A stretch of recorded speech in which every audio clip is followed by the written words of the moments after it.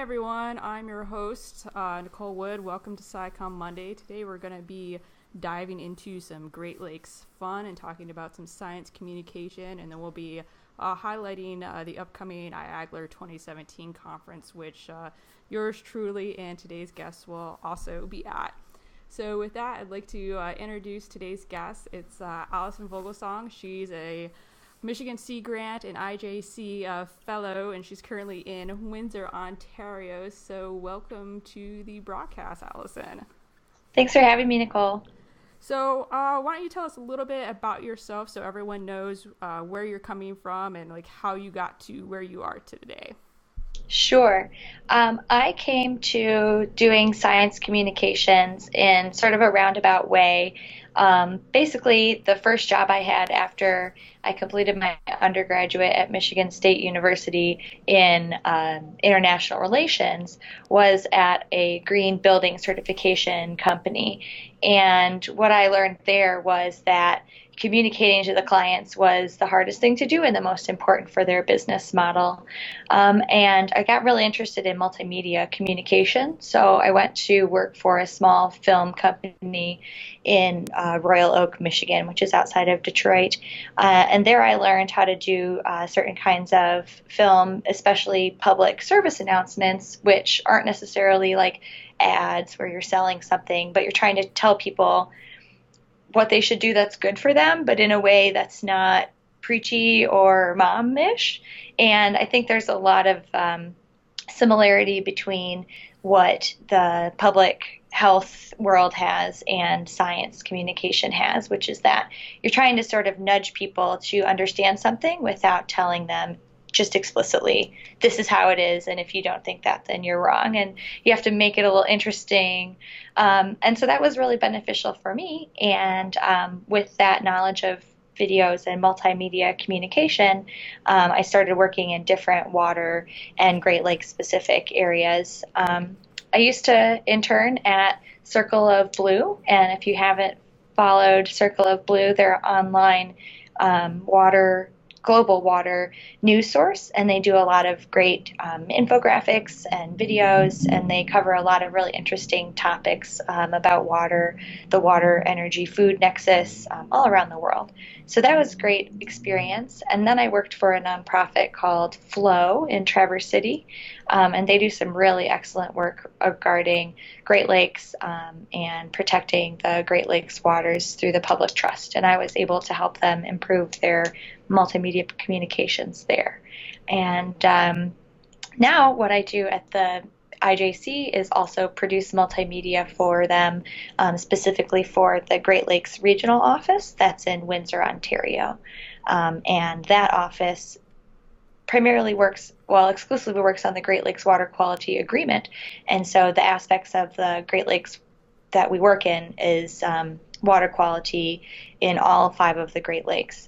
And we just wrapped up a bunch of public meetings around the lakes, and that was really great to hear and really gain an appreciation for all the different ways that different people love the lakes and interact with the lakes, and all the different priorities that they have for the lakes. So anyway, that's what I've just been finishing up with, and that's sort of how I got from point A to point B here today. Great. Yeah, I mean, that's a diverse background that a lot of us in Scicomm don't necessarily have. I think a lot of us, or at least in my circles of science communication, I should clarify that a little bit more. It's more the scientist dabbling in that communication aspect rather than someone who's more coming from that communication and getting into the science behind it. So for everyone out there, any questions you have, make sure that you send those in, and we'll try to get those answered as best we can. If we don't get to all of your questions during the actual broadcast, make sure that you tweet your questions, and we'll get to them later, especially if you're watching this on replay afterwards. So I guess one of my big questions is, since you're coming into it from that more of that communications background of things, is what's some of the biggest mistakes that you see scientists and other organizations or science-based organizations making when they start dabbling in social media and science communication? Well, I don't know if it's a mistake as much as it is just a really universal challenge, which is that jargon is simpler language than you think it is. And so, because you're totally immersed in the field, you think that certain terms are the simplified version of it. But you really want to be writing to or communicating to, a 7th to 10th grade reading level. And so, certain things that's just what it is, right? There is a simpler way, but it seems oversimplifying. And sometimes there's, I think, a challenge where scientists feel that in clarifying language or in eliminating jargon, somehow the science or the merit of the science gets lost or is misconstrued. And it's definitely a fine line to tread. But I think that there's a lot of jargon that scientists don't appreciate as jargon because that is the language that's used, but maybe not necessarily to a lay audience. And I find myself also having to revise, and go back and just find synonyms that average people might understand better. And the power of metaphor, I think, is really good there, making analogies to everyday experiences that people have, even though it might not necessarily be exactly the same scientific process. Being able to relate to everyday people using simple language it's just really hard. So I see that as a mistake, but not one that is a folly. It's just a mistake that is very common because it's so challenging. Yeah, I mean, that's a really great point you made. During one of the broadcasts that I did while I was over in New Jersey with all the students from Rutgers and the NJIT, it was, someone said something about transect. And for us, it's a very common term that we use in science, but for somebody who might not have that background, they can maybe kind of guess what it is, but they need that clarification, and to be able to make those analogies of things in their daily life that they can pick up and understand. It helps them to follow along with that science so much easier, because as soon as you start losing them with a couple of words and they stop paying attention to what it is you're saying, and the next thing you know, your message is just completely lost. And Yeah, exactly. And I think part of it too, what makes good science communication is when, sort of like what makes a good mystery novel, is when people feel smart because they figured it out and they put it together and they're following along with you. And so, just like the reader of a mystery novel has an aha moment, like I knew that it must have been, whatever. I think that science communication is similar in that you want to give your audience the tools so that way when you're finally saying, and the conclusion is this, they get it too, and they feel smart, or they feel fulfilled, or they feel that same excitement that you feel as a scientist because they can follow along in such a way that they can put everything together. And synthesizing the information that you're giving them is just as engaging as each of the constituent elements of the parts itself. So, yeah, it's not easy. That's so, for sure. In a way, like trying to help them gain ownership of that message that you're giving them and feel like, okay, I'm a part of this and can understand this, and is a big thing. Yeah, exactly. Okay. Because then they feel like they know why. And then if you have ownership, like you were saying, you'll also want to explain to other people about it, versus if you were just told something, then that's more passive than active. So yeah, it's that, I guess, the difference between feeling like you're getting lectured at versus someone's having a discussion with you about it. You feel like you're that active participant, so you're more enjoying the process rather than, okay, why do I have to be here listening to this again? Exactly. Right. So you're currently in Windsor, Ontario, when you're at the offices of the IJC. So tell us a little bit about the IJC for people who don't even, one, know what that stands for, and how that whole Joint Commission actually works. Oh, yeah. How the whole Joint Commission actually explain the whole works. thing, and you've got 2 minutes to do it. Okay. All right. That's a Scicomm challenge, yeah. But it's accepted.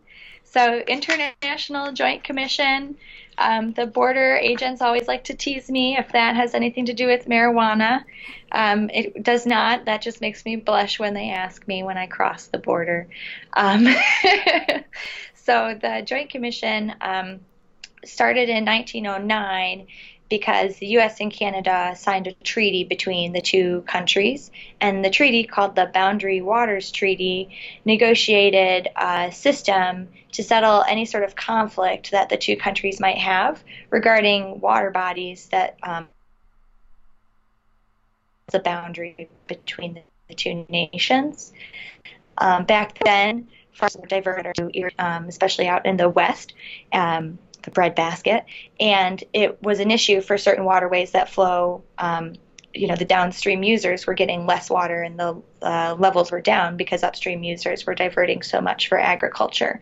And so, in order to avert and resolve conflicts that could arise from high or low water levels on these transboundary or international waterways, they created the International Joint Commission to do that conflict resolution. And the IJC's mandate expanded when the Great Lakes Water Quality Agreement came about, as part of some work that the International Joint Commission actually did.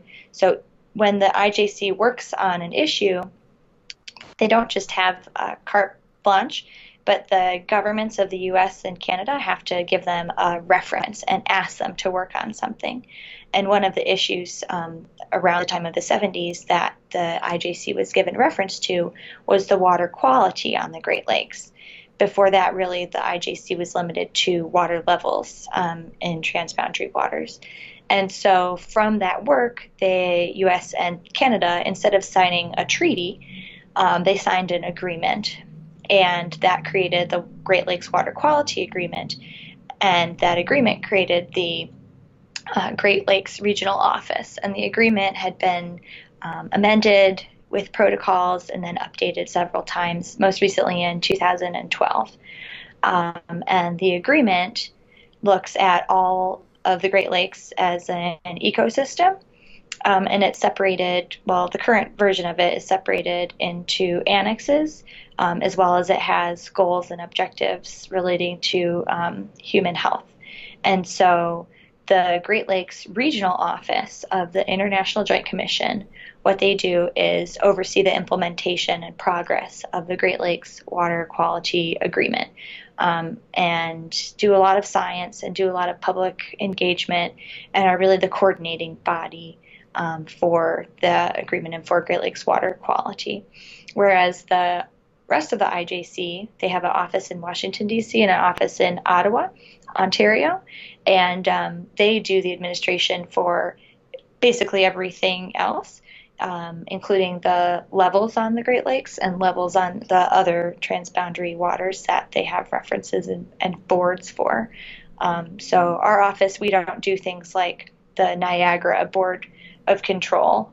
We just do the water quality. So it's a really interesting and multifaceted organization, international organization, and it's really the only one of its kind in the world. I mean, it's definitely a model for some of the river basin organizations in other regions where there's rivers that cross between the two countries, but it's the only treaty organization that really does the specific functions that the IJC does. Yeah, that was one of the interesting things, is being involved in a university that we do a lot of Great Lakes research. Was I had always heard of the IJC and knew that they were involved with the Great Lakes, but it wasn't until the last year or so that I learned that it actually is that whole entire border and all of those rivers and other joint waters that go in between that the IJC is a part of. And that was like really interesting to learn. It's not just our little, corner of the world. It's all along that, border. And that was really interesting to see. So, with your part, like, you just work in the Great Lakes area for the IJC. Okay. Yep. And then, with that, like, I remember visiting you last year and your office there in Windsor. I was always so jealous of, because you have such an amazing view of the river there, that's flowing in between Windsor and Detroit, and you get this wonderful view to be able to, like, kind of remind you every day of what your job is and what you're doing and why it's so important. And I guess what's one of the, like, I don't know, most interesting things with having to be working in Canada besides, the border guards giving you a hassle when you say what it is that you're working for? I guess, what is it like to have to work for a binational organization? Like, what are some of the, maybe like, troublesome like issues that you have, like maybe like, some things, and then also what are some really good fun things that you might not get, with working just with an organization that's solely in one country or another? hmm Well, I'll start with the fun things and the slightly silly things, which are that I never realized there's so many different ways you can say the word a, and it has a lot of meaning. The analogy I like to draw is similar to how there's so many different ways to say the word right. So I've definitely picked up a bit on that. And also, Canadians say process, it's not process. So you're talking to a Canadian if they're talking about process. Yeah, But I I was gonna think say every time I go to Canada for a conference, I always come back with overly pronouncing my O's, and I'm always worried if I'm going to start doing that during my actual talk versus like when I'm talking to everyone else, because then it's on record in front of hundreds of people. I was like, oh, oops, yeah. that's okay. People can generally tell that I'm not Canadian by my accent. Um, I think what's unique about working for a binational organization, I think part of it is just the scope of the Great Lakes. We're talking about 40 million drinking water, we're talking about 8 states and 2 provinces, 2 languages, and the challenge, I think, is that people don't interact with the lakes on a basin wide. You can't even really conceptualize the basin wide. You look at a map, and even that, you see the lakes. There aren't stickers on people's car of the Great Lakes Basin. There's stickers on people's car of just the surface water of the lakes. And people really like to identify with, the Great Lakes as a region, but I think that people connect to spots and points on the lakes. And so you talk about the Great Lakes, and I think most people in their minds, they think of a special beach. And that's actually something that the Great Lakes Watermark Project that the IJC is working with Lake Ontario Waterkeeper to do sort of understands and helps to parse down, is that, yes, people care about the lakes, and whether they're like you, Nicole, where they're scientists working, devoting their career to different aspects of Great Lakes science, or they're like me, helping people understand any variety of the issues better, or if they're just everyday people who have other jobs that aren't specifically Great Lakes related. We all have a connection to the Great Lakes, but it's not basin wide. And so the challenge of a transboundary and binational organization is that we're concerned about the whole border, and we're concerned about the whole basin. But in order to engage people, it's difficult to engage them and say, well, how do you think all of the lakes are doing? And it's much easier, we've learned, to ask people, what is your part of the lake doing? How is your beachfront looking? Have you been able to swim there? And those are the kinds of questions that the IJC was asking when we held different public meetings throughout the basin in March. And that was part of the role that the IJC plays to help the governments of Canada and the United States to track the progress that they're doing under the Great Lakes Water Quality Agreement. We have all these goals and annexes, but where are we on the trajectory of getting everything done? And so asking people, how are the Great Lakes doing? I mean, there's not really even one answer. You can talk about lake by lake and sort of relative to the status of those lakes. So instead, we ask people, what does your waterfront look like? What are your local priorities and needs? And I think with the transboundary and binational organization, it's not just that you have to also publish everything in French. That can be just sort of logistically challenging, but that you have to be at the 10,000 foot level and at the micro level, and communicate the importance of both to people, but listen to them wherever they are on that, because some people really are at the 10,000 foot level and do care about this whole ecosystem and the ecosystem approach and seeing the big picture. But some people, it's just about the stormwater or sewer outfall issues that are affecting the place where they put their kayak in on the waterfront. So it's an interesting balance to have to strike, and I think the IGC is doing a good job in at least learning where to move and how to balance all those competing interests across such a vast basin. Yeah, I have to say, I do Scicomm for an organization that includes members from Canada, so I have to not only tweet in English, but I also have to tweet in French, and it is quite challenging to make sure you're getting everything right and doing all that together, and you don't want a certain segment of a society to feel that they're being left out with things, so you're trying to make sure you have that communication for everyone. But I thought your point too of how people just kind of think of their little regional areas within the Great Lakes, like my hometown, we're about an hour away from Lake Michigan. And so when I think of the Great Lakes, I usually think of Lake Michigan. And that's, for me, that is like my home lake that I like and I really enjoy. But there's so many issues that go on, whether it's Lake Superior that's far to the north of us or Lake Ontario that's so far to the east that there's only been one time where I actually ever made it all the way around Lake Ontario. I don't always notice the issues and things that may be going on over there. And so I think that's why it's really good with things that you guys have done to be able to get everyone to talk about their story. And I really like the Watermark program that you guys were putting on. I saw that at IAGLR last year. So can you tell us a little bit about that? Yeah. And anybody can contribute their watermark at any time. At watermarkproject.com and or watermarkproject.ca. And this is an initiative that the IGC is supporting Lake Ontario Waterkeeper completing. And so we're helping to funnel more stories around the Great Lakes. But Lake Ontario Waterkeeper is getting stories, just any water stories from people anywhere. I mean, we've got folks who tell stories about Europe or Africa. But the idea is that, maybe you have a birthmark that's sort of unique to only you, and so you also imprinted in your memory, your psyche, have a watermark, and so it's a place and or a moment in time that really connects you to the water. And there's videos, you can write short story or just submit a blurb with a photo, without a photo. There's different ways that you can submit your story to the watermark. And what's neat about the project is that they have a map. And so the map shows all the different water bodies, and some of them are inland lakes and rivers, and some of them are just like Lake Michigan writ large, right? And it's a really interesting way to, as a person, interact with other people and see, oh my gosh, like that's exactly the same experience I have. Or yeah, I could see why you're really committed to the Great Lakes. You have a cottage home and not every generation of your family has, spent summers there.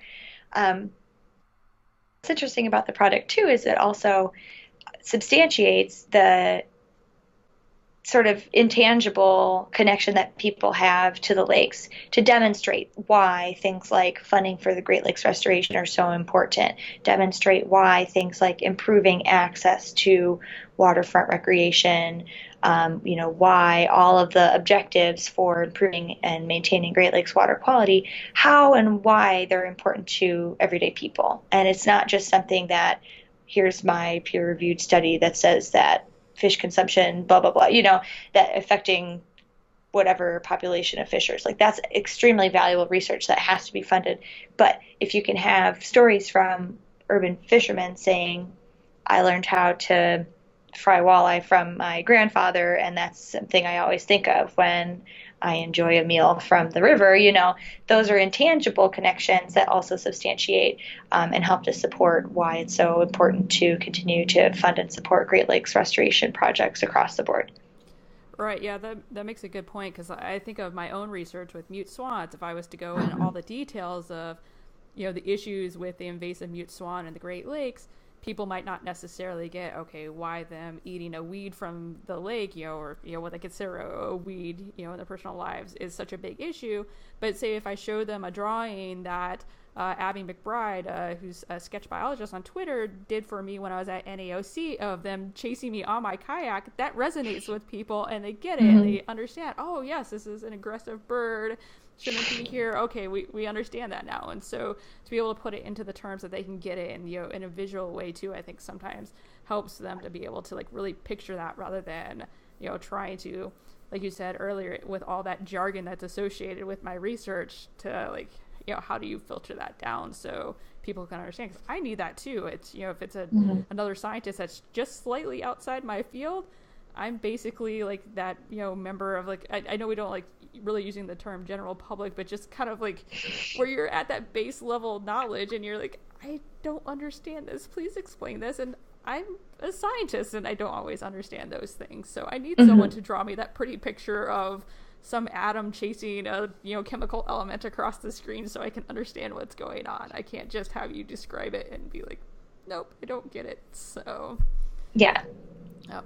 Absolutely. So we have just a couple minutes left here. So if you have any last minute questions, make sure you send them in via the chat module here on Periscope. But if you don't get them in, or you're just kind of shy to have them live on air here, feel free to send them in afterwards via Twitter. But I know that you wanted to mention a little project that you're working on to try to see about how connections happen with programs like with apps like Periscope and other things. So you want to talk to us a little bit about that? Sure. So at IAGLR 2017, I'll be participating in the Social Great Lakes track, and what I'll be talking about is how social network analysis is a way to inform your Scicomm messaging, and in order to actually do more with less work in terms of who you can identify to help boost your message and how you should be tailoring your message depending on who your audience is. There's so many analytics and data that's possible for you to use, and it's hard for an average Scicomm starter to know exactly what's important. Follows are not really that important, but key connections such as at Wildlife BioGal are extremely important because that's how you can there's expand no your network. For Yeah, of course not. And so one thing that I'm hoping to show at IAGLR is I created a brand new account for today, and so it started at 0, beginning of this call or this webinar, whatever you're doing. This is Periscope. There you go. And so I'm interested to see if and how the network that you have with Scicomm Monday, how that informs this new account. So it's just a lot more pedestrian than my current handle, A Voglesong, and using some of the tools that are out there. In particular, I'll be using Netlytic, which is a really interesting social network analysis mapping tool that you can sign in through Twitter, and then it'll show you different, you can see topics that people are talking about connected to your network, but you can also see who the people in your network are that are talking about those topics. So to me, it'll be interesting to see through this Scicomm Monday who the followers are. And since it's a new account, it'll be starting at a blank slate, just going from 0 to that first increment of 1. And sort of mapping out what the network was for today's call would be really interesting. So if you are on Twitter, follow A Voglesong, and you'll be a node in the network that I'll be discussing at IAGLR 2017, 3 or 4 short weeks from now. So. Yeah, it's going to be here a lot sooner than what we realize. I think all of us who are presenting are going into that, oh, yeah, it's just right around the corner. We better start putting our things together because it's going to be here before we know it. So it is, yeah. But it'll be really great. So, and you'll be able to see the IJC office building from Cobo Hall where the IAGLR is. Yeah, I'm really excited for IAGLR this year, with it being in a bigger city. All the times I've been involved with the conferences with IAGLR, it's been at a university, so it'll be neat to see it kind of branch out and see how many more people are able to join in and be a part of it, with it being in that bigger city and with those bigger venues. So it should be pretty exciting. So plenty to do. In May, come hang out with us. So. Yes, definitely. And I'm sure there'll be some periscoping going on of the Great Lakes, social Great Lakes. It's my guess. Possibly. Just maybe. We'll see. Yeah, we all know what's going to happen. Yeah. So, but yeah, we're really over time now, so I'm going to try to get things wrapped up. So any questions that anyone has, if you're watching this on replay, definitely connect with us on Twitter. And I just want to thank Allison for taking time for her Monday with joining us and talking to us all about her work with the Great Lakes and the Scicomm. And make sure you go check her out at IAGLR in a couple of weeks with her talk there. So thank you, Nicole, for having me. Yeah. Thanks for doing Scicomm Monday. I think it really expands the networks that people have, and I've learned a lot on the different shows that you've had. So Great. I'm Thank glad you. to hear, someone enjoying it. And, for me, half of it is one, that outreach to be able to share with everyone and expose everyone's science and their science communication. But part of it too is I think all of the folks that I have on are just really amazing people. So it's always a joy to be able to talk to you guys. Well, that's really So, like I said, if you're wanting to get a hold of Allison afterwards, feel free to tweet her at her handle. I'm not even going to try to say Allison. I'll let you throw it at us. It's Death Squad Salvador. I'm a hardcore fan of The Clash, so it's kind of like your first AOL AIM name, Yep. Yeah. And you got to stick with it because it's you now. So I know. You're stuck with it, yeah. So for next week, we're going to have Rebecca Heisman. She's a Scicomm writer, so we're going to jump away from a little bit of the iAgler stuff for a little bit because Rebecca's really amazing. You can check out, she had a recent publication with the Sierra Club talking about beaver going further up north than what they've ever been seen before in North America, so that should be a good read for all of you. I'll put that link out later this afternoon, but make sure you tune in to learn how to do some Scicomm writing next week. And then if you want to get a hold of me, you can either tweet me at the Scicomm Monday handle or also my personal handle of Wildlife BioGal. And with that, I'd like to thank everyone for joining us. Make sure you go out, explore, do some science, have some fun, and hopefully we'll see you next Monday.